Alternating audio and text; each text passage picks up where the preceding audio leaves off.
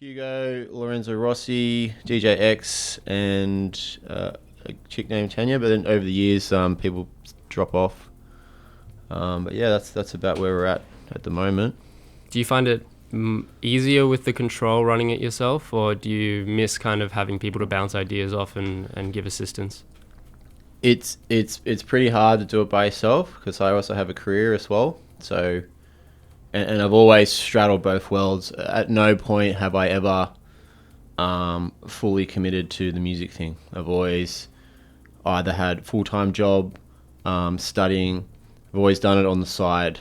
And as a younger man, I just didn't really sleep very much.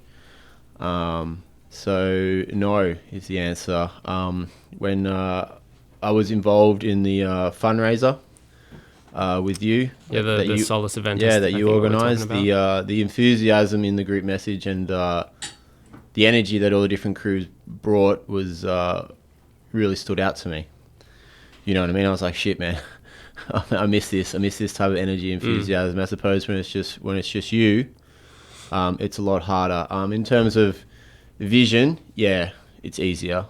But ultimately, you'll find with most crews that there's one person really at the reins. Yeah, that fills out all the different aspects. You know what I mean? And as we progress through the chat, I'd love to discuss the realities of the workload of doing this type of thing and the benefit of allocating or filling the different positions. You know, for instance, like, you know, what is it that I do in Touch of Loft? Well, I do everything. You know what I mean? So, you know, if I had one person that just did the marketing, if I had one person that just did like the A&R for label, if I had one person that just threw the parties, if I had one person that just answered the emails, you can imagine that the quality of everything that we do would rise. You know what I mean? Because the amount of energy being put into it would be good. So, you know, that's what I'm trying to get at. You know, it's kind of like, well, it's important I might be the vision person, and I'm happy to be that person. But, you know, if I had other people to do the other jobs, then Touch of Loft would be a lot bigger and a lot better. You know what I mean? It's important to consider there's really it's such a difficult industry to do full time. I mean, you said before that you work a full time job besides running a record label, amongst other things, especially, and you do that by yourself. I mean, give the listeners maybe an idea of what the workload really is like for running an independent label. It depends how hectic you want to go at it, and I give it as much time as I possibly can.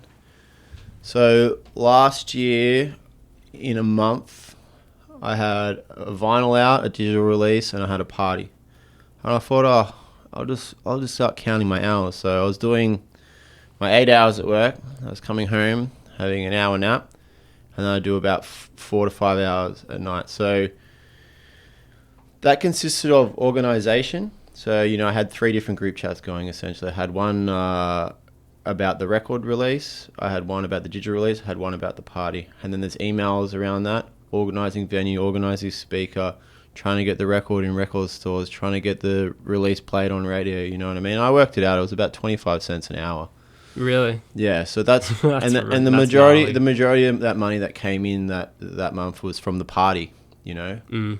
So having exposure in and around your label is huge. You can put out, you know, like, think about it this way, right? You've made the best song in the entire world, and you get some speakers and you go out into the middle of nowhere and you play that song. No one hears it. It's still the best song in the world, but no one knows about it. And that's a bit like the internet, you know what I mean? We have this amazing device now for getting information out there, as in the channels are now infinite, as opposed to back in the past where the channels for people finding out about things were a lot narrower. You know, there was radio, TV. So it's all well and good now that we have infinite channels, but how do people find you? How do people get exposed to you? You know, if back in the days everyone went to just one radio station, everyone just listened to MTV. You know what I mean? That type of thing. So now all of a sudden it's so critical to get exposure. You know what I mean? And the sales of digital releases in particular are very low, even for the really big artists. So it's not really a revenue stream, you know what I mean? It's a promotional tool. But I really like it. I think it's exciting, you know what I mean? And having all these streams, like having the medium of the internet, you mean? Yeah, I think the internet's super fucking, sorry, pardon my French. I think the internet's really punk. You know what I mean? I think, you know, like, it's very DIY. Like, yeah, that's what I mean. I think that's the other thing. Like you were saying, it's easier to get stuff out there, but it's harder for people to find. Partially, I think, as well, because there's just such a flood of music. There's got to be like thousands and thousands of new songs that get posted every day, just because any idiot with a laptop can make a half-assed beat and put it on SoundCloud or even put it on Spotify. I mean, these things aren't really that hard to do anymore. And it'll probably sound pretty good. Like if you download a loop pack and you know your way around Ableton and you've been out to a couple of clubs, it'll probably sound all right. You know what I mean? So then what do you think makes the difference between something that sounds all right and something that sounds really good? It's personal. It's completely subjective, and that's the best and worst thing about art. You know, and that's why at this point, about 30, 40 years after the inception of this culture as we know it, dance music as a broad term, there are so many different genres and so many different splits, you know what I mean? Because at its core, this thing that we're into is a soundtrack for a good time. So over the years, that has evolved. And what I'm trying to get at is essentially a lot of these records are being made for clubs, parties, festivals, and raves, and they feed back into each other. It's like a feedback loop. So let's go all the way back to, say, like 70s New York. You got like Paradise Garage, Larry Levan, not a musician, great DJ. Big record labels get him in the studio, starts doing remix work because he knows what works. He understands what works in the club, and then he puts his input in, and it goes out. People go to that club, hear it, and they want to make their own version of it. A new party starts, and so on and so forth, and it evolves like that. You know what I mean? The internet accelerates that. You know, there's no micro scenes anymore. Perhaps dubstep will be the last true scene which is left to evolve on its own merit. You know what I mean? Like someone makes a new hybrid of something or other now. You know, RA, Accelerator, they're all over it. You know, it's out there. And then people can just, you know, start making it themselves. You know, we know, like, globalization now exists within the dance music world as well, for better, for worse. And how do you think that, like, I'd like to get your opinion on internet and the amount of, like, individual labels that are popping up as well. Because I mean, you don't only have these growth in these small scenes, like, and converging of scenes and splitting of scenes into all these numerous subgenres of each larger genre. It's become like a giant tree now. But you also get these little record labels popping up here and there, kind of like how yours would have started. I mean, the internet makes it easy for like somebody with an idea like that and a bit of motivation to get that going. I mean, you don't need a ton of funding behind it to start. You don't need a distributor who's going to press records for you and master records for you, because you can put stuff straight online, like you were saying. Like, how do you think that the rise in these small independent labels has affected the scene? I think that back in the days, that record labels acted as gatekeepers, quality control. But in saying that, they also controlled who got to go through. And I think, you know, digging for records is a good example of that.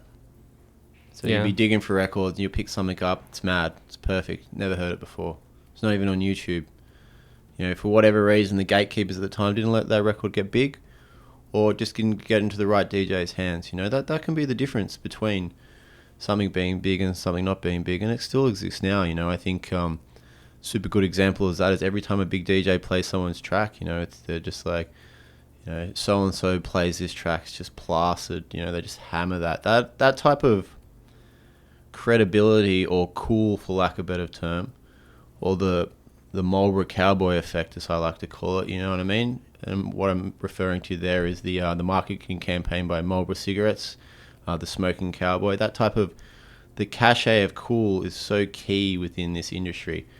You know what I mean? Trying to be trying to cross that line to being hot, to being must have, to being like in the right spot. Otherwise, you're just another. So when I had a digital distribution deal, I was told that 10,000 releases go out on Beatport a day. So I don't know how true that is. Maybe I'm like getting that wrong. That sounds pretty accurate, man. When That's you think what about I'm getting the scale at. of it. So what's the difference between all that music? Exposure and cool factor. Yeah. You know what I mean? So how do you get it? I don't know. I think all the music I put out's good, but I don't get exposure. There's a couple of more quote unquote cool labels in Sydney, cooler scenes. You know what I mean? But like what's the difference between them? You know what I mean? And saying that, I have the same prejudice. You know, like I just don't go to some parties, but it's not to say they're not good. You know, and objectively, if you're not involved in this, it's just another dark room with loud music. You know what I mean? There's some parties that I'll flat out refuse to go to. I don't want to go there. I don't like the music. I don't like the vibe. But it's not to say they're not good parties. And in that scene, they are cool. People think they're cool. A release comes out in that scene, and it's like, it's hot stuff. You know what I mean? So, and sometimes like exposure, like you're saying, can kind of have the opposite effect to like coolifying a label. Sometimes some of the like quote unquote coolest labels are the ones that have this kind of word of mouth type exposure effect. They're not like paying big blogs to post their stuff. They're not trying for Spotify playlists and this and that. They've kind of got that. I don't know if the cool factor probably came first. Yeah, definitely. And there's a fine line, man. There's a fine line. Yeah. A friend of mine back in the days, he used to say mainstream underground. So you know what I mean? You kind of go, there's like tiers to it, you know what I mean? And you can see it with international touring. You know, you can see that middle tier. You know, that middle tier is like the sweet spot, you know, where people are still cool. But then on the flip side, the people is like are really underground, like, I don't listen to that guy anymore. He's mainstream now, you know? It's so... That's also like a bit of it's ridiculous. A weird thing that goes on. Yeah, like you couldn't put it in an Excel spreadsheet. Like, that's what I'm trying to talk about, this finite thing, like what is cool and that attachment into your exposure. What do you think it is? I think it's different to everyone else. What's an example, in your opinion, of a whose phone's ringing? Sorry, it's mine. What's an example, in your opinion, of like a cool label? For like, what pops into mind? Something local. What's a cool label? Local. Or not local. The Otis Out of Time, Out of Space label? See, I've heard of them. And I think I've heard one release of theirs. But I've heard of them. And I know of them. And it's this weird thing where, even though I haven't really heard their music, I have this impression in my mind that they are cool. I think the music they put out is just really good. I wasn't exposed to them at all through like promotion or anything, but they are a Sydney based label, but it's rare that I'll buy every release from a label. I'll consciously be like, I'll skip a release sometimes, you know. I don't want like every release. I bought all their stuff kind of thing, and they are cool to me because they speak to my values. High production values, super cool music, which is harder to find, sits in the grey zone, good to mix. You know, you can mix some of those records with like weird Romanian minimal stuff, and you can mix it with like 90s house. They're great bridge records, you know what I mean? So I wouldn't say they're a good example of something that's cool, because I think that there's a bit of hype that needs to go in with what is quote unquote cool. Because there's a difference between cool and credible. You know what I mean? Something can be very credible, but it cannot be cool. You know what I mean? Do you want to expand on that a little? Like, what do you mean by credible? Like kind of what I was saying, like where I just have this impression of something as being good, but I don't really know. Like, do you mean credible in that way, or? Yeah, because they got cred. Yeah, that's okay, what I'm trying to say. Like a reputation. Yeah, I've heard that they're of a high quality. Yeah, exactly. You know what I mean? That doesn't necessarily make it cool, because I feel like cool is essentially attached to the wheel of like the flow of the way things move. So things become cool, and then they can still be credible, but then they cannot be cool anymore. You know what I mean? Does that make sense? Yeah, 100%. 100%. Because reputation is kind of a sticky substance, like it stays around, and cool kind of comes and goes. And like the hardest thing to do is to be cool, and then get your time in the spotlight, and still be credible after that. True. You know, but also cool changes a lot. Like to be cool is one thing, and then to stay cool as trends like move around is another whole like kettle of fish. Like it kind of requires you shifting and moving, and it's way easier to lose, like you're saying. Yeah, like, exactly. To not retain your credibility. But that's culture in a nutshell. It's an ever evolving thing. It's not a solid thing. You know, culture is not a. All right, so if you want to build a bridge, you go to uni, you learn engineering, you study all the books, and you build a bridge. That bridge is going to stay up. If you had to build that bridge out of, let's just say, for instance, that cool was concrete, but it's not set in stone. It constantly evolves. It evolves with culture. That's what makes it so interesting. You know what I mean? And then, you know, music is art. People forget that. You know, they're like, whether people realize it or not, but like this dance thing, this house and techno thing we do it's plugged into. It's a reflection of our society at large. You know what I mean? Like, people, this music's popular is because people have an innate, deep need to go out and celebrate life, to vent, to congregate, and for there to be a soundtrack to that. And, you know, in the last 70 years, where now the majority of people live in cities, you know, house and techno music is a soundtrack to that. You know what I mean? Concrete jungle. House and techno reflects the surrounds.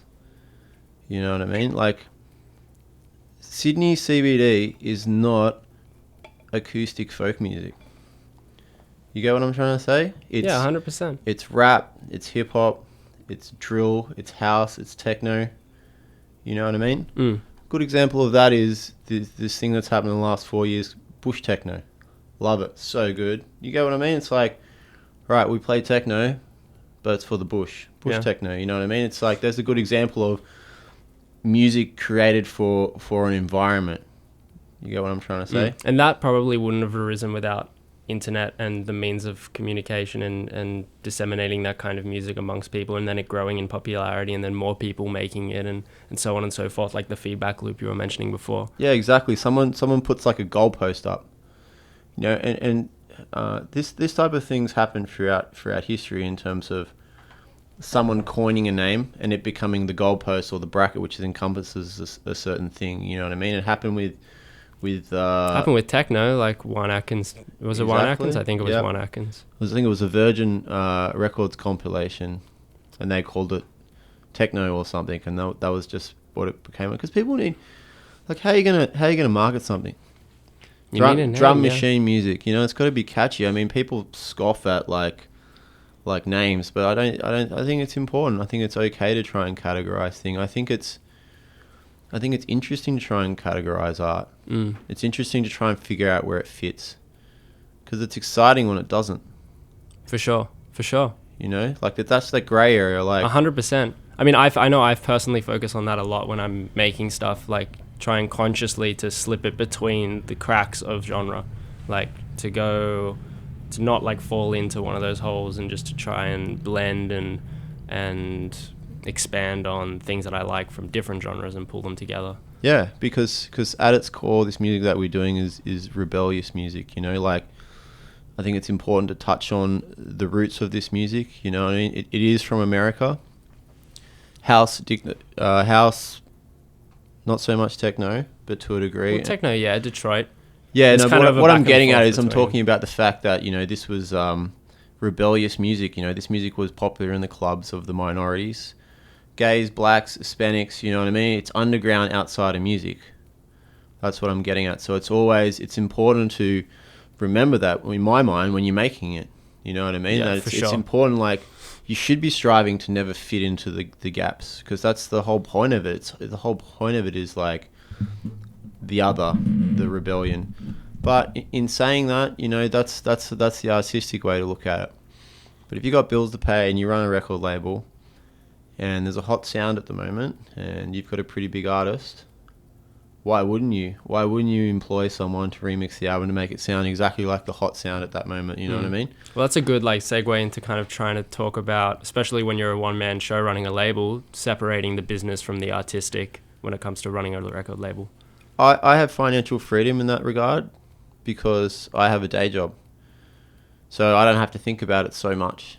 You know what I mean? What I'm saying is that, you know, I'll be honest, Touch of Loft doesn't make any money. It's purely philanthropy. And, you know, I hope one day it does. But I don't have to think about those things because I fund it. It's 100% independent. I have no other people involved. So when I had a digital distribution deal, and just to like expand on that for people that don't know, so say for instance, if you're buying your music from like TrackSource or Beatport, essentially unless you're a giant artist, you can't approach them individually. You have to get a digital distributor. They're like a middleman. And usually what happens is you'll sign a contract, they'll get a split of the profits of what you sell, and then they'll get you up on Spotify, Beatport, TrackSource, and all that. You know what I mean? And I hated that because then all of a sudden had someone inputting. You're putting this release out too close to the other one. I don't know about this sound. You need to get the remix to be like that because, you know what I mean? Because they've got a vested financial interest. Because I have a complete financial independence from all that. I can do whatever I want. So what do you do with regards to distribution now then? That's different from that. I'm just purely on Bandcamp. Yeah. And when I get a bit more time, I'll go at it again. But because there are services nowadays that are very unintrusive. Like there's DistroKid, for example. I use that for my independent stuff. No one's butting in on anything. It's pretty cheap. Yeah, it's super easy to use. Trying to chat to you about that the other day. Really? Is that just for Spotify? So no, it's for everything. Yeah, everything except Beatport.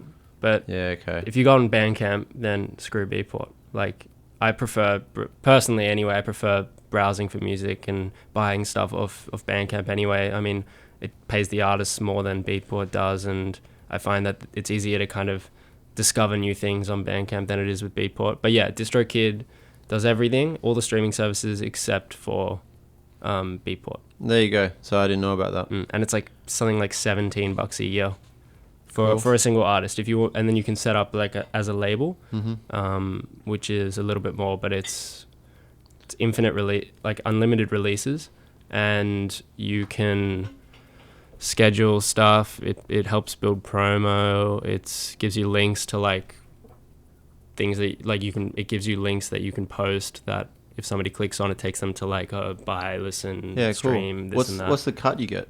They don't take anything, I don't think. They don't take anything? No, and it gives you your stats, like your bankroll stats, like it tells you what you're making from each store.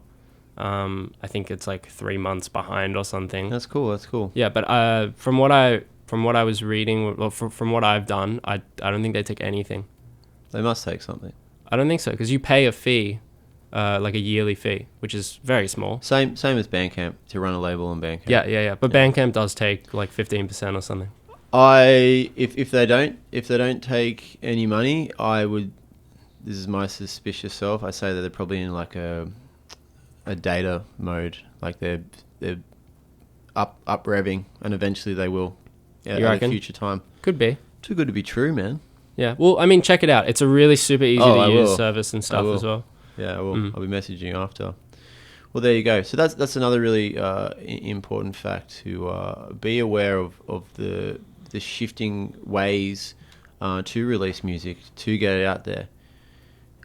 So here I am talking about the ways I know, and you're telling me about a different way. You know what I mean? And that type of flexibility and being aware of what's out there to help you get your music out there is super important. You know, you can get stuck into the usuals, you know, like Facebook, Instagram. Then maybe you need to be using YouTube. Maybe you need to be using email. But also being aware of, you know, who are the people that are going to buy your music. And I think that's a big one. Like, for example, like if you're starting a independent, like for you release on Bandcamp, that's pretty much it. I think for the music that you're putting out and the audience that you're targeting, that's pretty much the only place you want to be. Maybe SoundCloud as well, which you are on. But like your audience, I feel like for the most part isn't really searching and browsing and buying stuff off Beatport. They're not necessarily using Spotify for all their streaming needs and whatnot. Like it's kind of, correct me if I'm wrong, but it's more focused towards DJs, and the tracks are very playable and they're very club focused or dance focused. Yeah, 100%. That's the only. I don't have any parameters on style at all. My ethos with the label is I need to like it. I need to be able to DJ it personally, because when I DJ, I play very broad and across a lot of genres, and I want my record label to reflect that.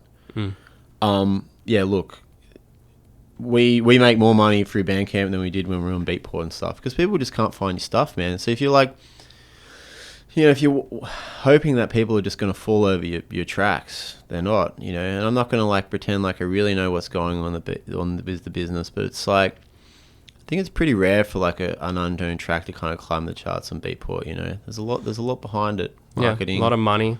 Yeah, man, people, But the thing is also, Beatport is very chart focused. I feel like a lot of people using Beatport are people who are checking those charts and listening to stuff off those charts. Whereas Bandcamp is more of like, you find certain labels you like, you follow those labels and you get notified when they release stuff. It's not so much about, here's the top 100 tracks on Bandcamp right now. It's more like, oh, this label that you've been following or have bought from before just put out a new release. Do you want to check it out?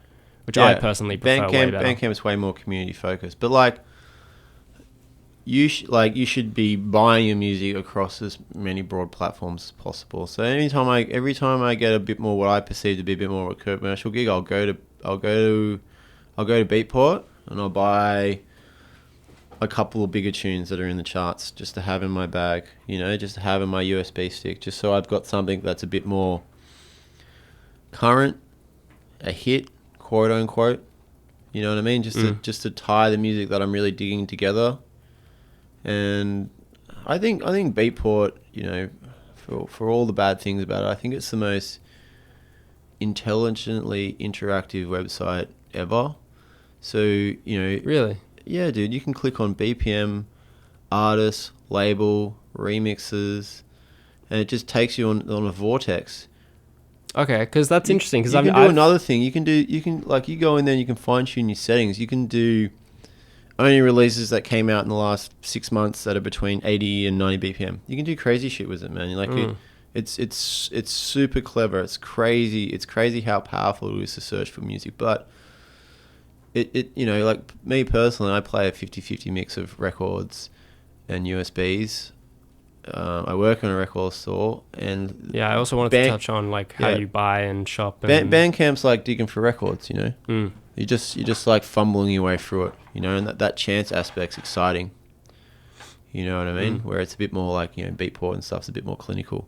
Do you want to maybe touch on like strategies and methods for shopping for records and like how to browse and what you've learned from working at a record store? I was chatting to Dave, who's one part of Something Else, with Alex, who runs Something Else Records, about like what we perceive to be a problem with the younger people coming into the shop and not really understanding that you need to dig. And I mean, the only advice I would give is to allow time. It's 1 hour is not really enough to go record shopping. Really, really, really spend some time in there. Listen to everything. You know what I mean? And that's one of the great things about record shopping, because you might buy the record for the A side, and 5 years later you're playing the B side, and stuff like that. You know what I mean? You can. It's a really exciting way to find music. If that makes sense? Yeah, it makes sense to me. And do you think you've learned, what do you think about the people who come into record stores? Are they mostly people who know what they're doing, or like, do you have any advice for people who've maybe never gone to a record store, or are too scared, like don't want to be embarrassed because they don't know what they're doing? And I think if you genuinely have an affinity for music, if you genuinely need it in your life, then you should be buying records in some capacity. Not all the time, but just as purely as a way to find new music, to disconnect from the internet, and just put yourself out there. If we touch on being a producer and making music, nothing's better for you figuring out what your sound is than sitting at a record store for 6 hours and just listening to records. because I tell you what, man. Like, all right, once when I was digging in Detroit, I was in this record store and I was digging for like a long time. I was in there for like 10 hours, and there was a point where I hadn't selected a record I wanted to purchase for close to 2 hours. So this was also on the back end of 2 months in America where I was digging every day. So what I'm trying to get at is I knew exactly 100% what I wanted and what I liked. So what I'm trying to get at is that sitting down and listening to music constantly, and you know, records are kind of expensive, so if it's a digital release, whatever, I kind of like it, $2, it's whatever, you know. Yeah, this is very true. If you've only got $100, right, that's like 4 records. Yeah, 100%. So you're really considering it, you know what I mean? So if you sit there for 6 hours, how many records do you get through? You could probably get through, I don't know, 150 records. Mm-hmm. You know what I mean? You only pick 5. You're really honing it in on what it is that you like. You know, who are you as a DJ? What is it that you play? What is it that you're about? What are your parameters?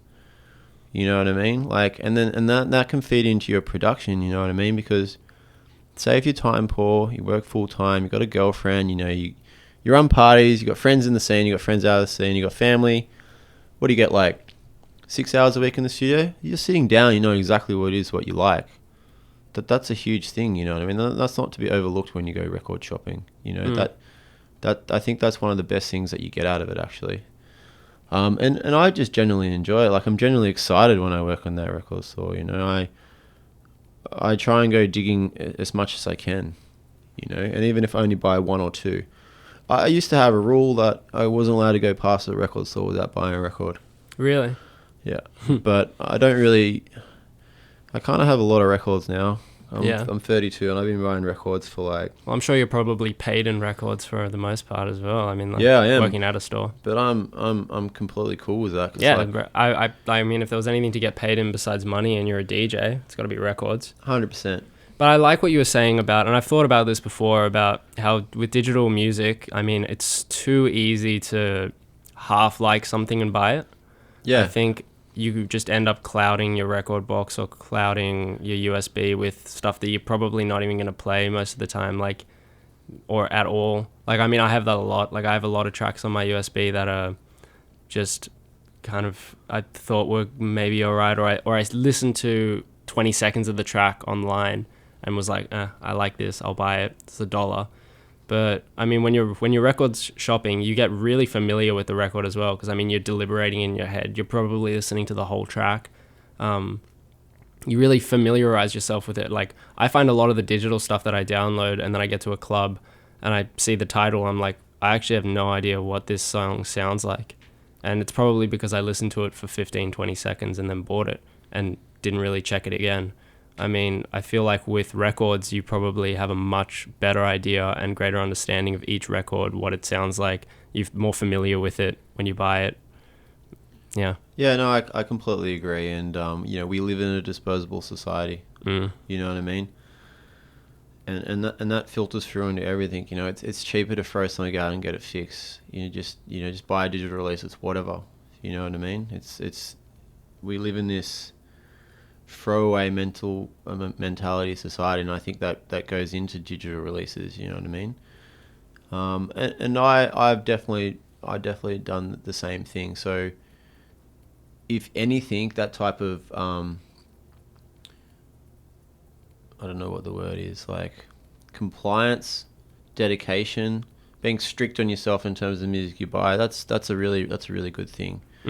I'll be honest though, when I'm record shopping, I listen to the track. I give it like 15 seconds. Really? Yeah. And then you decide? I go middle, I go start, middle, end. Boom, boom, boom, boom, boom, boom. Because they're quite repetitive. You know what I'm trying to say? Yeah. But I don't tools. I don't do that with digital releases, because like if there's only like 15 seconds I like in a digital release, I can utilize the CDJs in a way and I can loop that. Yeah, that's true. You know what I'm trying to say? With a record, you're locked in. You know what I mean? What it sounds like is how it's going to sound. So if I listen to a digital release, I'll give it. If I only like the breakdown, I'll still buy it. You know. and maybe I'll make an edit or something, you know what I mean? So I approach that in a different way. Well, that's why it's interesting that you still only listen to like 15 seconds of the beginning, middle, and end of a record, because you are locked in that way. Because there's so much music out there, and I don't have that much money. So if you haven't made a record where 15 seconds of it isn't good, then get lost. True. You know, I know that sounds brutal, but like, no, it's fair. I mean, a lot of people. What are your parameters? What are you using to figure it out? What are you using to filter? You know what I mean? Is it your favorite DJ played this record and I'll buy it? Is it this is what's going to get me gigs? Is it I like it? Is it I only want tracks from a certain country? You know what I mean? And one of mine is that, like, if I don't like 15, 20 seconds of it, I'm out. Because I'm going to play that record, that 15 seconds is going to play. You know, and like... It makes sense. It makes sense. I think on the topic of like having only 15 seconds of or being able to loop on a CDJ, in the background of this chat so far, this loop has been playing, which is the intro from a remix, I believe, coming out on your label. This isn't the remix. This is the original. Yeah, this is one of the tunes. It's called "In the Trees" by Mashubi, and it came out in February. Pretty much. So he's like a live drummer. He's awesome. Yeah, and saw that Loft gig, and it was phenomenal, man. One of the best things I've seen in a while. I can't believe he played through that heat. I can't believe he played through that heat. I had to go out multiple times. Yeah, we have a cigarette and get some air. I was like, still there when we stopped the party and we just put some ambient music on, opened up all the doors. You said you were going to. I went outside during that time, and then I had to bail. Yeah, but that was a phenomenal party, man. It was just great music. He just emailed me out of the blue. I started doing these Touch of Live events, a bit of play on Touch of Loft, just because I thought, you know, with a lot of things I do, I'm really interested in doing things that aren't being done. You know what I mean? So a lot of the Touch of Loft parties have taken place in like abandoned buildings, found spaces. You know, I only ever went to the clubs last year. I did 4 days to 77. I didn't really do that well, you know what I mean? It just didn't really fit to the brand. But I digress. And what I'm trying to get at, I was like, you know what? No one's doing live electronic music exclusively. I said, I'm going to do a couple of those type of parties. So I did one of those. And it's really interesting, you know, if you start doing something that you see which isn't done, there's people out there which are looking for that too. He emailed me, boom, we hooked up, and the rest is history, you know. And like, we got that EP just came out, 4 tracks, and it's pretty different, you know what I mean? It's kind of like UK bassy type stuff. So this is the loop in the background. It's one of the tracks from the EP. It's called "In the Trees." Well, why don't we like get into a bit of a mix if you want, and we can listen to this track and then maybe play us some tunes. Yeah, sweet. So I'm just gonna play all either Touch of Loft releases or forthcoming releases. Okay, awesome. Yeah, so I got about an hour of 50% of them unreleased and 50% of them released. Okay, well, Nathaniel's going to jump up on the decks for us. This is going to be a mix of full Touch of Loft gear. If you're interested, if you like any of it, you can check them out on Bandcamp, on Facebook, on Instagram, all that good stuff. And then we'll be back in about an hour for another bit of a chat about all things music. Yeah, enjoy.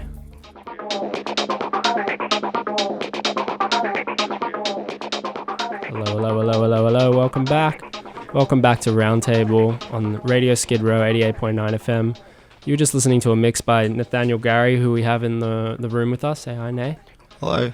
And that was a mix full of Touch of Loft records, which is your record label, right? Yeah, it's either, pardon me, it's either stuff that came out in the last 12 months or stuff that's forthcoming.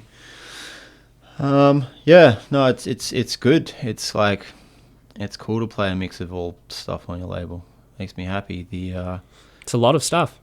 Yeah, man. It's like, so we've been pretty much doing a release a month for almost 2 years now. So hard work. If I had more time, I could work harder and maybe get more exposure. But yeah, it's tough. The very first track I played is the kind of title track from the last EP, which came out in Feb by Mashubi. And that's getting a full remix EP. We do a VA called Reconstructions every now and again. Essentially, it's a remix EP, so we'll get artists on the label to remix one track from an EP. So that's pretty cool. I played a couple of the different versions of that. I played the second track there is my version. A bit further along in the mix, we have Usual D, which is an alias of someone else that's on the label. Really cool thing that's happening now. Label's been going like 3 years almost. Parties for about 5, but as some of the guys that we work with and girls evolve, they're getting different aliases. So that's an exciting thing that's starting to happen. So you're still keeping it in the family, but they're spreading their creative wings and starting to turn in some different stuff under a different alias. So that's pretty exciting. What do you think about aliases? Like, when do you think an alias is necessary? Or like, have you ever thought about releasing under an alias? Like, I know you release under Nathaniel Garry. When I was first making beats, so I probably started making beats, I don't know, when I was like 19 or 20. But, in various points of my life, I've had more time to focus on it. So when I first started, I had 4 aliases. I made dubstep under one.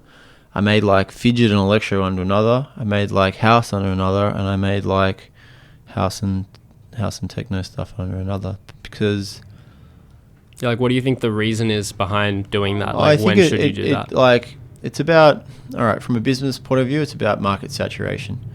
No one wants a whole set full of one person's music. So there's that aspect of it. Creatively, it's about drawing lines, about giving yourself parameters, about creating a box from which you are not allowed to leave. So that's helpful, because especially with modern DAWs, as in digital workspaces like Ableton and Logic, you can do anything, you know what I mean?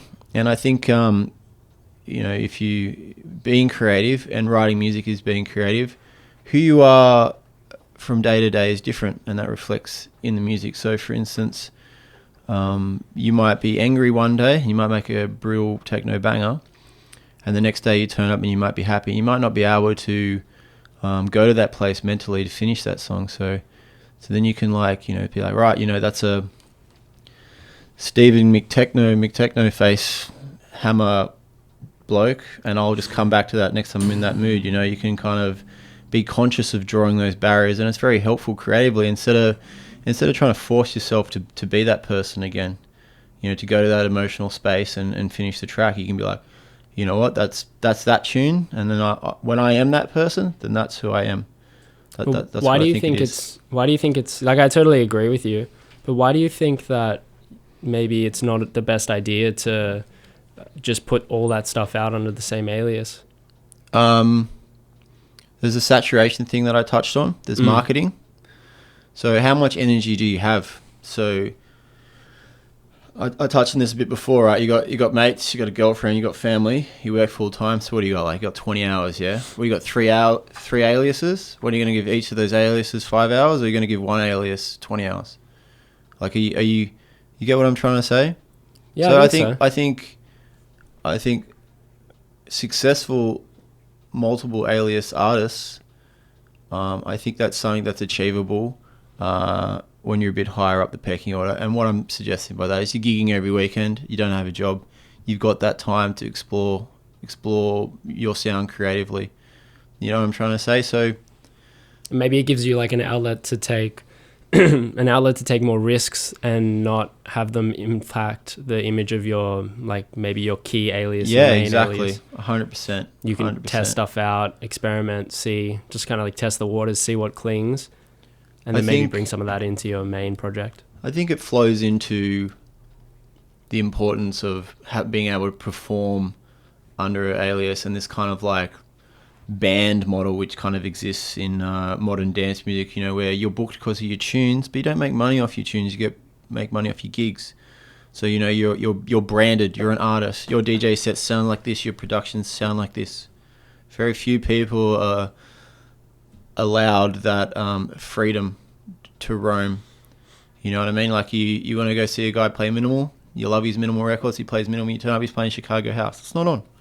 So there's that as well. You get what I'm trying to say? Yeah, 100%. So people have expectations. You build an image as something. Yeah, it's much too hard to like let people down otherwise. Yeah, 100%. That's kind of where that's from. Like I said, I have this freedom. I have a career, and it does limit how much time I can put into music. But it means I can do whatever I want. I don't care. It's like, I played 4 of my remixes there. None of them sound anything like each other. If I want to make breaks, I make breaks. You know, if I want to make techno, I make techno. If I want to make like drum machine, Chicago house, I'll do that as well. I'm not like my job as like a hydraulic consultant. I'm constantly applying to codes, regulations, standards. You know, I'm not interested in my off time having to conform to any standards, and furthermore, in my DJ sets, I refuse to play one style. And maybe I get more gigs if I would, but like, see, because I think what a lot of people like about hearing you play is the fact that you're very different in that sense. Like, you play random stuff at random times, and it's unpredictable and it's spontaneous and it's fun to watch. And even just like the way you hold yourself behind the decks, walking around, like pacing back and forth, it's always a proper show. It feels like I've always enjoyed watching you play for that reason. Well, thanks. I try to fully commit. You know, like when I step up to the decks, it's like, you know, that's Nathaniel Garry. You know what I mean? And that like extroverted party person, keen, full of energy, let's do that. That's who Nathaniel Garry is. You know, and sometimes I struggle when I go out, you know, sometimes I'm tired. I don't have that same energy, you know. But yeah, that's like, when we're talking about the artistry and like, you know, different names for different things. That's Nathaniel Garry, you know what I mean? That's like, I think you should try and make your DJ sets a reflection of your personality. I'm not good at concentrating. I am hypo. Mine moves 1,000 times an hour, and I get bored easily. And then, you know, that's how I DJ. I'm very conscious about trying there to be a conscious through line to who I think I am and the things that are innate in me. And I'm not trying to say that, like, you know, when I obviously go to work and stuff, I can't be erratic. I have to concentrate, you know what I mean? But like, when I'm trying to play, I'm trying to create, there's like a purity I'm trying to create, you know what I mean? And I'm trying to, you know, I'm trying to work. I'm trying to put on performance. I'm trying to play 4 decks. I'm trying to consciously, yeah. And on the flip side, but also, it's probably, you create a more comfortable environment for yourself when you set yourself up as a person as close to the person you really are. Like, you don't have to lend that much of your consciousness to switching personalities and but being a type of person. That might be like who you are. Maybe you can be, but I find having to do that switch, like when you go into work, when I'm in corporate world, I can find that quite confronting at times, you know, like having to be a version of yourself that, you know, kind of like you hear yourself talk, you know, and like I said, I don't rely on the money from DJing, so it can be pure. You know what I mean? But like, that's, you know, if I had a hit, I made a techno banger, it's a hit, and all of a sudden I was techno Natho, and I was making money off that would change, and I'd be okay with that. But like, it'd be, you know, and then I'd have to rethink it, kind of thing. But like at this point in time, that's how I'm approaching DJing, and like I've thought about it a lot. You know, I've been doing this longer than anything I've been in my life. You know, I used to bodyboard, I used to play heaps of rugby. You know, but like the thing that's been here the longest is like, you know, I've been going to raves like 16, 17, and now I'm like 32, so it's still there. So I'm like, there must be something drawing me back, you know. So what I'm trying to get at is that just because I DJ like that now doesn't mean I used to DJ like that, but that's where I'm at personally with it. Yeah. And I think like you were saying, like at the level that you're at, where there's less pressure and it's still for fun and it's not like your work, so there's nothing really riding on it like crazy. You can be as comfortable as you want to be, or push yourself as far out as you want to be with like little to no consequence.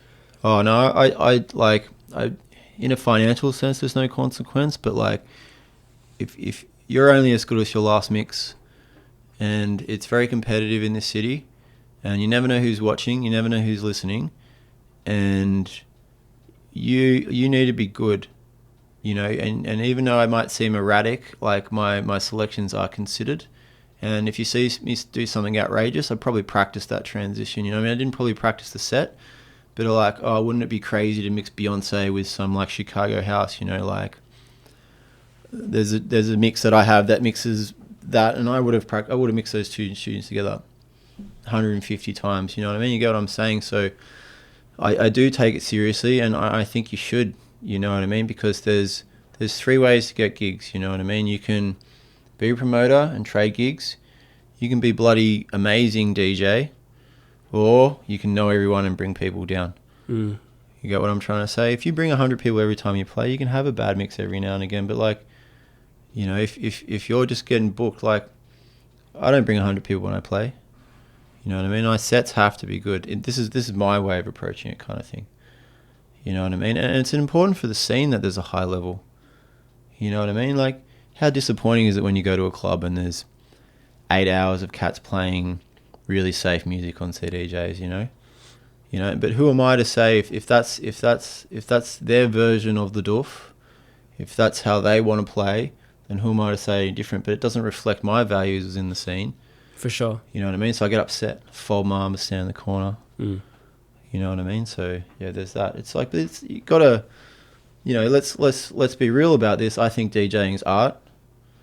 You know, I think the music are different colors. I think a sound system is a canvas.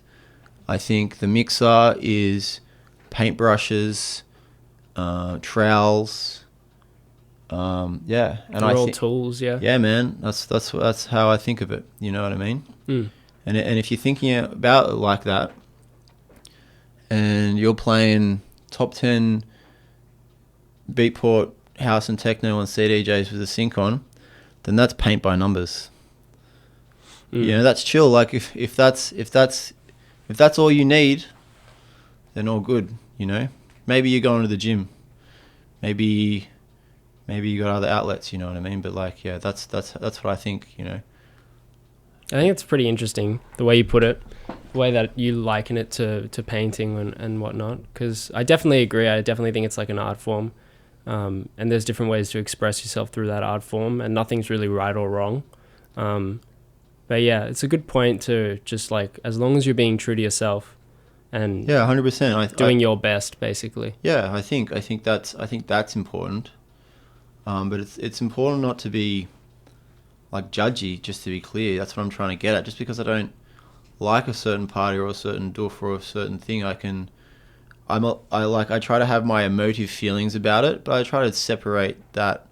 You know, I can hate something emotively, but I try and separate that from the things around that. You know what I'm trying to say? So like, if people are enjoying it, it's a good party, it's a good sound system. You know, they can be different things in my mind. You know what I mean? For sure. I think a lot of us get really bogged down with like jumping on bandwagons of disliking, I don't know, tech house or whatever it is. Like, just hopping on the stuff that's cool to hate, like 100%. And yeah, 100%. I think that's a downward spiral. It's a deep hole.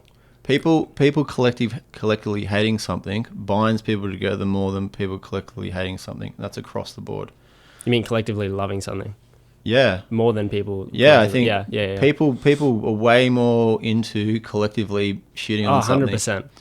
100%. Sucks. And social media really heightens that. You know, people are just like. I think, like, reading social media comments is the worst thing you can possibly do for your health. You see something like political thing, it's just people just like slamming each other. It's like road rage or something. People are just venting their negative energy. Yeah, but all on the same bandwagon. They're like, yeah, stuff this. And you're just kind of like, Jesus, it's awful. No, I totally agree. But it's important for things to become stale. Because you know what I mean? It's important for things. Well, that's how progress occurs. Exactly. But I think things do become stale quicker when you have oversaturation in a certain area, like you were saying before. I mean, there's so much of everything. But it's fueling innovation in a lot of areas of music, which is what's cool to see. Think about this, right? So let's use minimal. Minimal is like the new dirty word, right? Man, that stuff has been going on in Romania, in Bucharest for eons. You know what I mean? Maybe like 3 years ago when I was in Berlin, you know, there wasn't, maybe even a bit longer, 4 when I was record shopping, you know, I was aware of the sound, but like the records weren't in the stores yet, you know. What I'm trying to say is that, say for instance that word has become a dirty word in this city, that was a dirty word 2 years ago in a different city. You know what I mean? It's like this huge ebb and flow. It's kind of like it's not ubiquitous. It's kind of like what's cool somewhere else is because it's like, I don't know. Well, that's like comes back to what you were saying earlier, which is the sound is shaped by your surroundings, and different places have different surroundings, which means that they're going to have a different sound, which might be the same as another place at a different time. 100%. Yeah. So you might have these innovations occur in one isolated like little pocket earlier than they do here in Sydney, and then by the time we're onto it, they've already moved on. Yeah, another thing that can create like a through line between certain scenes is the types of locations, i.e. like if it's a day party or night party, after hours, the types of things that people get up to in those certain environments, if everyone can pick up what I'm saying here. So there's kind of like, certain styles of music are made for certain environments and certain... mind states. Yeah, exactly, you know what I mean? So there's that through line, there's that connection there artistically. And that kind of goes back to what I was talking about aliases before, you know what I'm trying to say? It's kind of like, if you're kind of aware of a certain mind frame that people can get into and you understand that mind frame, then that gives you some goalposts. That gives you some kind of parameters to design your music to, Something like psytrance is a good example for me, man, because like, I cannot listen to psytrance outside of a doof. And I can go for like a couple of hours, and I've been hearing some high tech lately, and that's a great example of people taking it to the next level. You know what I mean? It's like all these people doing psytrance, they have the skills to make psytrance, but there's an evolution there. How exciting is that? How exciting is like... Psytrance has such a big scene as well, and there's so many globally, different subgenres within psytrance and stuff. Yeah, so this is the thing, I don't know about it. So for me, when I go to something, it's just all like, I can tell the difference between high tech and the psytrance, but I can't tell the difference between really clearly all the different genres. You get what I'm trying to say? Because I don't have knowledge of that. But it would be the same probably with one of them coming to a techno rave or something, and if you're really don't they just complain it's too slow? I don't know. I don't think so. I think there's some of the more loving, one of the more loving sub communities within the scene, the psytrancers. I think it's pretty interesting that this Aussie version of the doof, it borrows so much from the psytrance scene, like... It's very basic. Well, it's all bushy stuff. Yeah, exactly. That's what we have. Like, that's what we've got the, like, landscape for. Like 20 years, someone's like, why don't we just play house in these trees instead of psytrance? Yeah, that's a good idea. I helped out with a party called Dirty Feet with my mate, Jake. I just played, in my set, I played a collaboration between me and him as well, the techno thing right at the end. I think it's still playing underneath us. But yeah, he does the same thing. Like, so his cousin's deep in the psytrance scene, and like... Yeah, just not copied, but he was just like, through his helped us find spots. We used the same type of sound system, same premise, you know what I mean? And that's really cool as well, scenes borrowing from each other. And I like how different scenes have different preferred sound systems. I always find that quite funny. Like, I tend to see at bush doofs with psytrance a lot of void systems. And then I tend to see a lot of people going off about minimal with function ones and... all those kind of stripped back genres with those. Goes back to what we talked about before, man. Like the cool factor, and the reality and the longevity thing. You know what I mean? Like, I was actually watching the new Wu-Tang show on Stan, and there's like a club scene, and it's based in like the 90s. What's the club got? Function One Stacks. I'm like, bro, they weren't even out yet, man. No, I was like telling my housemate, I was like, yo, man, those speakers weren't even around then. They didn't do their scouting properly. I'm like, the only one picked up anyway. Anyway, I digress. Yeah, dude, that's it. It's like, whatever you can do to get people to your event. If people like, oh, I only want to listen to like Function Ones, and so be it. Man, function ones are expensive. Should be like same as voids though. Yeah, I know, but like you're looking at like there are, but they're like you're saying 60K entry level. There are better, like there are as good speakers or differently good speakers. It's just a brand thing. I do think they sound phenomenal. It's a volume thing for me. I think that like speakers are kind of like a magnifying glass. I think it's only when you start getting really, really loud. And that's another thing, man. Like, sound systems in this country aren't loud enough. The clubs aren't loud enough. The festivals aren't. No, man. 100%. You'd like... I still think you need to be wearing like earplugs at all these things. Yeah. I wear earplugs. Yeah. I don't leave the house without earplugs. I mean, I wear earplugs. For sure, but then how can you say it's not loud enough? Because it's still not. I wear earplugs at the cinema. cinema. Then take the earplugs out. No, it doesn't work like that. So it's like a bass thing then probably, right? Bass and frequency and like... I just think they're not tuned well enough. Yeah. No, but... A lot of the clubs. I think they can be plenty loud enough. I think they could be tuned better, a lot of these Which rooms. clubs did you go to in Europe? In Europe? Yeah. You went recently, didn't you? Yeah. I went to Bergheim, which sounded much better than it does here. Pretty loud in there though, yeah? Yeah, it's fucking loud. Yeah, good, right? Excuse my French, but it really is very really loud. good. It's nice and loud, right? Well, it's super loud, but it's also the room. Like that place is treated for that sound. It's like a very specific-y sound. Like it's verby in there. There's nowhere in Australia, treated or untreated, that they'd be allowed to play music at that volume. Thus, I actually don't remember it being like insanely loud. I remember a lot of, and like I went to a lot of the ones that I'm rattling off now from Berlin, like About Blank, Grease Mueller. A lot of them aren't that loud because they're semi-exposed. They're not, but like... But they're still like, I mean, are you saying that if they were louder, they would be better? I'm saying that artistically, the music that we're into, the music that we're talking about, the music that I put out, that we play... It's best served loud.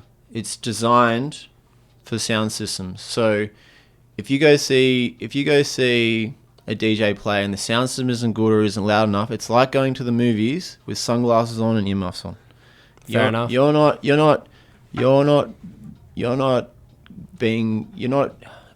absorbing the art how it was intended.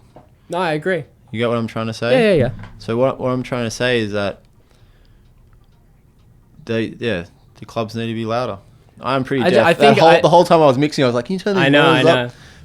We had it fully cranked in here. But no, I'm also like, you should be, if you're going out once a week, you should be wearing earplugs. You should be wearing earplugs from like 16 the whole time. My ears are cooked, but like... That's why I think it's less about the volume. It's more about the whole space. The space as a whole and how the sound system works inside the space. I agree. I think that a lot more could be achieved by just altering that and fixing that up and making it feel better than necessarily be louder.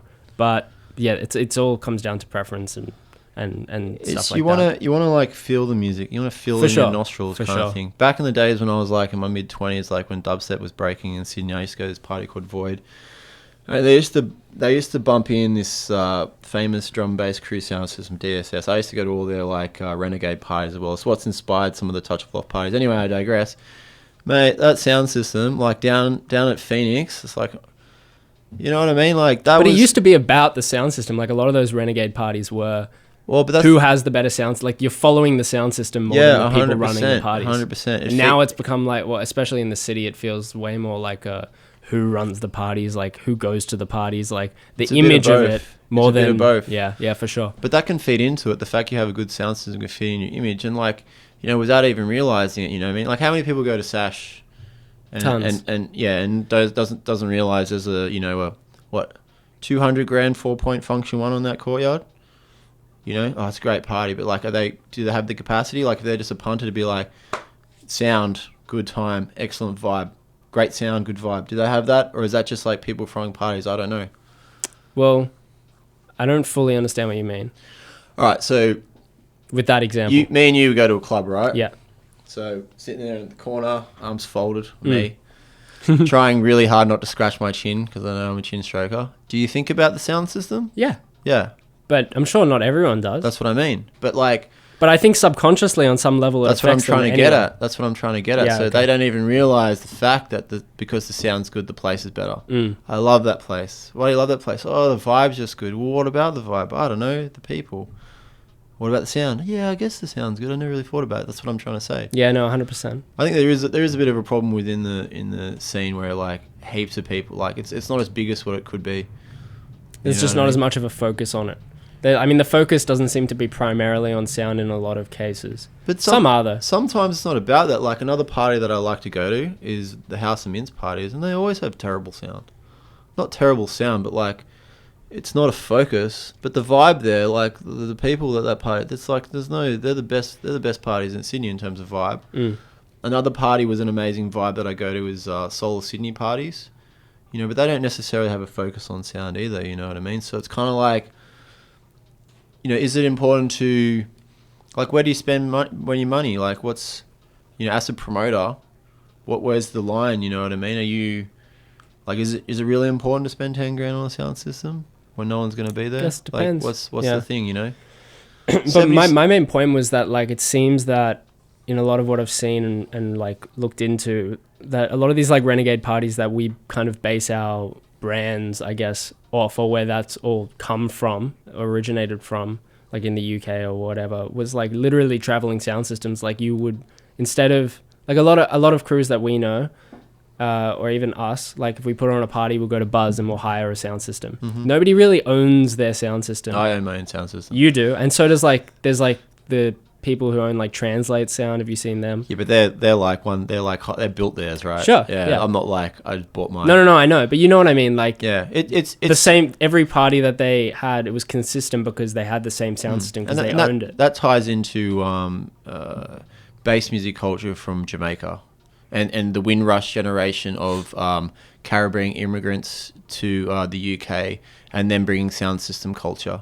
It's important to understand that. And like dub and stuff. Yeah, man. There as well. It's just read into it. It's so interesting. So many aspects of our modern culture stem from there. So when they talk about a sound system kind of thing, they're talking about a crew or collective. Like, Assemble is a sound system, whether you own your sound system or not. You know what I mean? But like back then, there wasn't really the capacity to hire sound. You know what I mean? You had to have it. You had to buy it. You had to build it yourself, because it wasn't like there wasn't like companies where you could buy stuff. You had to make it yourself, kind of thing. You know what I mean? But I think something is lost when you can just go and hire any sound system, because consistency is lost. Like, it's not going to sound the same every time you throw a party because you're not using the same sound system. Yeah, I do, and I have like. I'm not specifically. No, but I'm agreeing with you, and I do, yeah. and that's a conscious thing. I'm like, a certain level of sound quality is important for me. You know what I mean? So I have a KV2 audio sound system, and it's perfect for renegade parties. It's pretty clean and crisp. You don't have to have it up too loud. So it's considered, like when we got it, we knew it was perfect for what we do. Mm-hmm. And I've lugged that thing. I wish I had like a Facebook app called Speaker Carry, and I have lugged that bloody thing through bushes, down paths, over fences, so many places. But it's part of Touch of Loft. Like, I'm sure if you had a different sound 100%. System, it would be a different party. But how many people come and be like, yeah, the sound was good in that abandoned building? But it doesn't matter, because they, at some level, like, it affects them. Yeah. That's what I'm going with. But, I'll never... But it's not a conscious thing, I'm sure, for most people. It shouldn't be, though. Like, really shouldn't be thinking like, when you go to a party, you kind of want to switch off to all that stuff. You don't want to be 100% thinking about, what sound system are they using? Is it good? Yeah. Like, and that's why, like, making music is the worst thing you can do and then learning how to DJ, and then learning for parties. It's completely wrecked it for me. Because, like, wrecked what? Going out. Because instead of just going out and enjoying myself, I think about everything, man. I'm like, no, 100%. I'm like, I don't know. Same with listening to music now. Like, dude. I overanalyze everything I hear, everything that comes out. I don't listen to house and techno music at all now. When I'm not like making it, or essentially, I listen to jazz. I listen to ABC jazz all the time, and I never ever look up any of the artists. I'm completely conscious about not knowing anything about it, because then I could just like objectively enjoy it. You know what I mean? Not that I have the capacity to learn how to play jazz, because I can't play any instruments. But what do you find yourself analyzing mixes and stuff, like how things are mixed? Sorry. Mm-hmm. Yeah, 100%. And how the sound quality of 110%. And when I'm in a bad mood, I get judgy. 100%. But every now and again, like I'll come across a mix, and I'll hammer that mix. I'll listen to it all day. I'll listen to it back to back. I'm like, yeah, and like it vibes me up. I'm like, yeah, man, I do love this. I forgot. Yeah, man, it's like I get that same feeling from when it all started. That same like spark of passion kind of thing. But it's just harder and harder to find, because you need to find people who are really doing something that you have no idea how they're doing. Going to Berghain's like that. Oh yeah, 100%. It's like a reset. Well, yeah. But like I went there. We don't have that around the corner, unfortunately. No, that's what I mean. But you know what I mean? It's kind of like something so new. It just, like, I used to make mostly dubstep before I went there. I never made another dubstep tune ever again after I went there. I didn't even know it existed. I was like 25, and a friend of a friend took me there. So I walked through the door, and I was like, oh, what? It's like going to my first rave again kind of thing. But the reason I bring that up, 100%. That's an example of something that's so unique and so special that it can that make kind of thing feel that feeling again. Yeah, that kind of thing couldn't exist anywhere outside of Berlin, really. I mean, it's just the historical circumstances that had to take place for that whole culture to form of like squatted venues and all that. It's so specific to there that it couldn't really repeat itself. So that's only, like, let's remember, when did the wall come down? 1990? Yeah, it's not that long ago. So that's 30 years. Mm. So for 30 years, that's been allowed to... There's enough freedom in that city to allow these things to operate. But understand that in New York, from, let's say, the mid to late 60s to essentially the early 90s, they had that same thing as well, man. Like, that was the different space, different environment. What I'm driving at, they had it was the epicenter of clubbing before Berlin. That was the place before that. You get what I'm trying to say? So American, things can evolve, you know what I mean? Like, all right, so hypothetically, climate change is real. We all know it's real. Australia makes most of this money exporting natural resources. Right, here we go. Australia becomes broke because we don't have as much money because we can't export all this stuff because it kills the planet. Sydney becomes broke. Businesses collapse. Buildings become abandoned. Could Australia ever... You get what I'm trying to say? All right, so say you're sitting in... It could. Say you're sitting in, like, you know... I think at that point there would be way bigger problems. 1980... Let's say you've had a time machine, 1985, you're in East Berlin, yeah? We're talking, like, proper Iron Curtain. You know, whatever, you're in a time machine, you turn up in your DeLorean, go to a bloke's like, hey, you know, this is going to be the epicenter of nightclubbing in the world. There's going to be the most famous nightclubs in the world here. They're going to have the capacity to open for 4 days straight. There's going to be 15, 20 record stores in this country. There's going to be... The whole city is going to be full of artists. Guy's going to be like, whatever, bro. It's never going to happen. But that's what I'm trying to say. Like, culture evolves with cities. So, like, it could happen here. But, like, generally, when a city's poor and run down, art can flourish. Not just because... When they're struggling, it's like you need outlets for that struggle. 100%. Consciously and it usually comes out through unconsciously. music and painting and other forms of art. Most people in Sydney work out, man. It's true. Get their summer rigs Everyone's going too on. Happy. Totally. Everyone's too happy here. 100%. It's too comfortable. There. Yeah, that's why. For, like, these new things to come out. I don't know. Maybe soon. When I was living in London, it's perfect, man. It's like cold, grey. It's cold, dreary. You know, you're like banging like Radiohead on repeat like all day. You know, you're just like you're in the zone just to create kind of thing. You know, look, I don't think it's a bad thing. I think Sydney's a great city. I think it's in an interesting place in terms of the regulation that exists in and around clubbing. Obviously, the lockout laws have just lifted, but like, you know, the party scene never went away. You know, it just went underground. You know, so many. I think it did wonders for that like underground scene though. Like it's the same thing. It's like there's rules against it, restrictions. It's made harder and therefore made better because people are pushing harder and working harder on their things. It's just different. For sure, you know? Yeah. But now we have this whole scene of warehouses and parties and renegade some of these warehouses are just operating like clubs now, you know? It's like, you know what I mean? It's kind of like... But that's how like the squatter venues in Berlin kind of started. It was like somebody squatting there and then it became a bit more legitimate. The parameters change, man. So like, imagine if you were from like, I don't know, Ballarat, yeah? And you're like 18 and you moved to Sydney for uni and you moved to Marrickville. You've probably never been to a normal nightclub in your whole life, yet you've gone out every weekend as you do at that age. You know what I mean? The network of underground parties, it's exciting. But like within that, people do it differently, you know? Mm-hmm. Like sometimes I'll see a spot that I like to use and I'll hear a clip and I'll hear the music being played and sacrilege. Oh, I can't believe they would do that there. In that spot, in my sacred spot. God, just... But it's then it goes back to the same thing. It's like not... Can't judge, bro. Yeah, exactly. I catch myself. I'm like, look, everyone's having a good time. You know, they put the effort in. They lugged all the speakers in there. Who am I to judge? But that's a really good example of like people evolving with the laws of a city.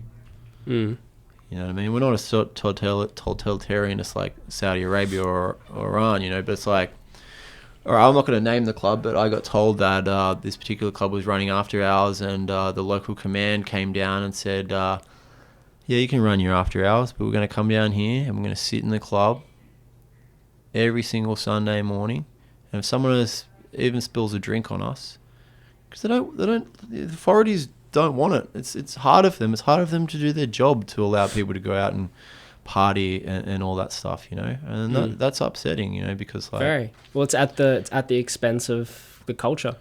Yep, 100%. Because there's no value there, you know. There's no monetary value that you can't really put a price on it. Well, you could. That's the thing. That's kind of the annoying thing. At least I find is like you really could. Like it could become such a economic success. They have done. I've seen figures mostly through the Keep On Going stuff that put like an economic figure in terms of what the nighttime economy is worth to the city. But ultimately, it's like, look, I don't know Gladys Berejiklian personally, but I don't know. I don't think she went out much. Probably not. It doesn't seem like it. She seems like a workaholic, you know. Like what I'm trying to get at is that like when I go out to a club and I see heaps of different people mixing together, I'm like, awesome. This is good. There's people here from the North Shore, eastern suburbs. Yeah, that's good. You know. I've had some extremely important conversations at nightclubs and stuff that wouldn't happen earlier. Oh, same, 100%. You know what I mean? And I've met like some of the people I'm closest with at the moment at these little illegal raves and spots and stuff, because, I mean, everyone at those things, especially the more underground you go, share more in common or have more in common with like that kind of one part of your brain that's interested in that renegade aspect of 100% of music and how it can change people. That's why they're so cool, kind of thing. Yeah, you know what I mean. That like common vibe. That's what I'm talking about when I say the doof. That's exactly that. Yeah, that's what I'm talking about. Do you mind explaining the origin of that a little bit with our 7 minutes left? All right, so you're like involved in the scene, and someone does a post, and you know you got to support. You're like, yeah, man, sick party. I'll definitely attend. And I just got sick of it. I was like, man, this could really do as an acronym. And then I went to a doof, Angela Trench's party down in the Southern Highlands, and I was just cooked. I was standing on the dance floor, and I get in a loop sometimes, and I think I half did it just to piss my sister off. But yeah, I just said the doof to everything from then on. It's been like 4 years now. But what I'm really trying to get at is like, you know, yes, this is a positive thing. Yes, it's a good thing, you know, like, it's like, yeah, big up the doof. Shout out to the doof for, you know, being a positive thing in people's lives. And by the doof, you mean the experience of the doof. Yeah. Yes, not just doofs, but I'm talking about anything that revolves around a kick drum. You know what I mean? So that could be making beats, hanging out with your mates, having a mix, you know what I mean? Like going record shopping, buying a sound system, you know what I mean? Anything in and around that creates positive energy and community, and that's what it is. That's the doof. Yeah, the doof. Exactly. So I was hoping it was going to take off, and I could trademark it. I can't stop saying it. It's mostly because Kirill has hammered it into my head. It's so handy. Super handy. A mate was telling me I need to get it up on Urban Dictionary because people are always like, you need to make the doof merch for Touch of Loft. Maybe that's it, yeah. Dude, I'm waiting for a the doof tote or a the doof shirt or a... Oh, God. The world doesn't need another tote. Yeah, fair. So what does it need? I always wig out about what merch to make, if to make merch. Like what to do. Something a bit different. I wear nothing but Touch of Loft shirts, but it's not really... It's because like in the last 5 years, I've lost all my other shirts, but I got like 500 of them made. I sold like 100. So every time I'm like running late and I need something fresh and clean, boom, I'll just grab it out of the box. Sure. So now it's insane though, so like be careful with that. Yeah. But like, yeah, that's what merch to make. I don't know. I tell you what merch needs to be made. Water bottles. Reusable water bottles. Yeah, that's a great idea. You know what I mean? Shout out Emma Turtle, that was her idea. She takes a water bottle everywhere she goes, because you go to like these big parties, plastic cups, man. It's no good. That's one thing that makes me upset about the doof, you know. It's kind of like, it's not as political as it should be. You know, it's not as engaged as it should be.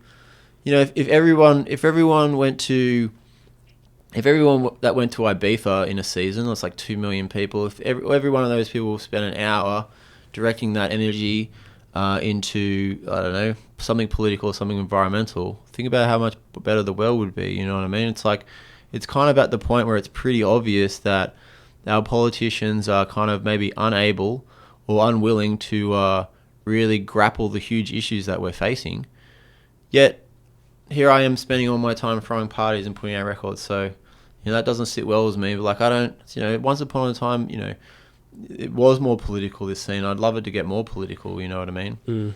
I don't really know how to do that, but like, yeah, I think people need to be conscious. I think it is a little bit because, I mean, the people who are really committed to it know that it kind of has to survive because there's so much opposition toward it. Yeah. Politically, that is. But yeah. It's a good thing in the sense where people can come together and discuss these alternate views, but I'm talking more of the action type of thing, like the activism side of thing. Like, I don't know how to change everything, but like, I get a bit concerned that it needs to be a bit more than like mindless escapism. For sure. I think some crews out there, like little things like the kind of welcome to country acknowledgement stuff that you see on a lot of Facebook posts now, we acknowledge the traditional owners of the Royal Nation. That's like, one step about getting political, you know what I mean? But I think that there needs to be more about that. Maybe the next song I make is going to be political. I don't know. Yeah. If you yeah, that's what I reckon. Yeah. All right. Well, we're about to finish up, Nath. And if you want to, is there anything else you want to touch on really quick? Yeah, the doof. Yeah, the doof. Yeah, the doof. Yeah, the goddamn doof. All right. So thanks for coming in, Nath. And thanks for chatting thanks for having me. I appreciate it. It's been amazing. I've learned a lot. And thanks for mixing with us and sharing some music all the with tunes us. I played today are available on the Touch of Loft Bandcamp. And if you're a DJ, just hit me up on Facey and I'll just give you the promos. Yeah, and follow Touch of Loft and all that stuff and all that good stuff. And I'll see you guys later. Thanks for listening to Roundtable on Skid Row, 88.9 FM. Bye.